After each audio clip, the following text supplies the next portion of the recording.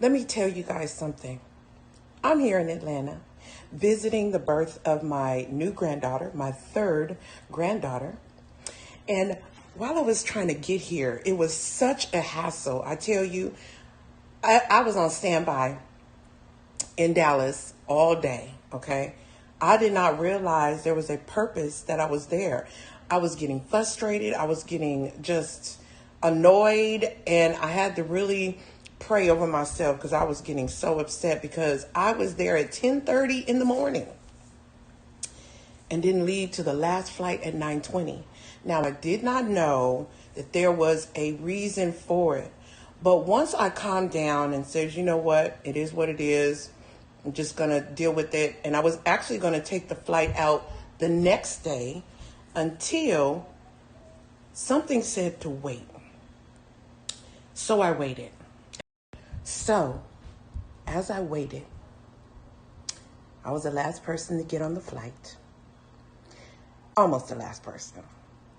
So there was no seats, so I had to go all the way to the back. So I found a seat in between two people. And I hesitated a little bit, but then I was like, okay, let me go ahead and sit over here. I was getting kind of frustrated again because I felt closed in, right? But I just kind of calmed down and I said, Lord, just, release this stress that I'm having over me, Lord God. And so I could just sit here and for this hour and 55-minute flight. Just so happened the man that was next to me to my left started vomiting when we were taking off. And let me continue. So in between these two people, the man started vomiting. And so I cringed up, put my hoodie on, put something over my mouth, and leaned over to the young lady that was on the side. And I know she was like, why she on me? But I couldn't I was just like, this man is vomiting, okay? So he's trying to vomit in a thing and then cover his mouth because and I was like, Lord, don't let this man have no COVID. Don't let him have any type of disease. I'm going to see my grandbaby, Lord God. So as I'm sitting there like this, he stops vomiting. And I said, are you okay? He says, yeah, I'm okay. I'm so sorry. I have motion sickness. I said, okay.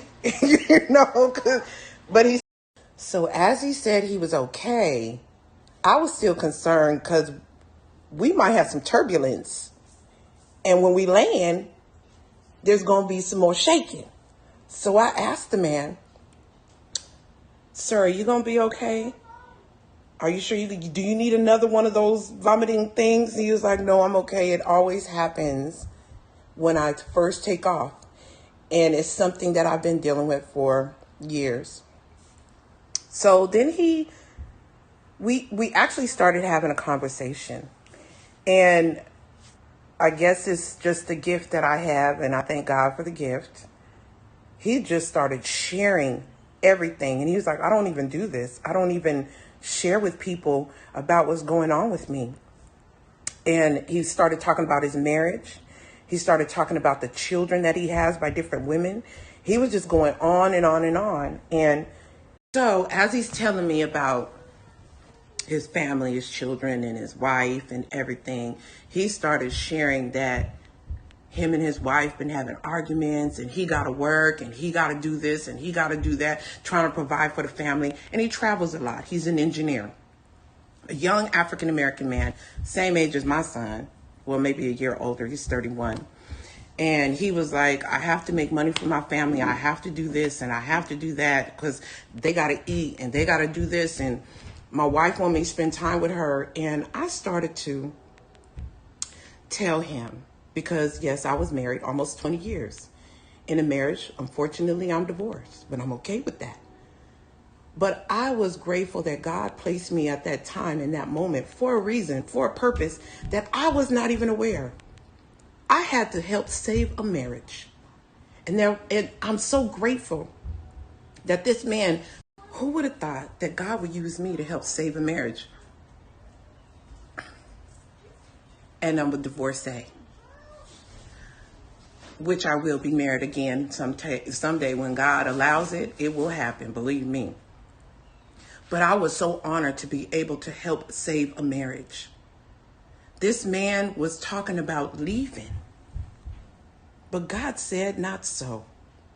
He was able to share with me and have everything come out. We prayed. He listened to me. One of the things that I share with him and that I want to share with you all, those that are having maybe issues in their marriage, spend time with your wife. Date your wife. They are the most important things. They're your supporter. They are your rooting for you. They're the ones that are always there, that are going to be there. Wives are your greatest supporters. So know and understand that you need to date them, love them, show them love. Don't let your job outrule or rule over your household. Yes, man needs to work. Woman needs to work. We need to work to provide for our families. But don't let that control everything where you forget to love each other and do the things that help build your marriage, your love for each other, not just money. But I'm so grateful that God used me for this time to help. And he was so much more happier, so much more relieved that he was able to share and just have it all come out. So you hear my grandbaby in the back, y'all, but I just had to come on here to say this, and I hope it blesses somebody. Don't forget to date your wife, love on him, and be there.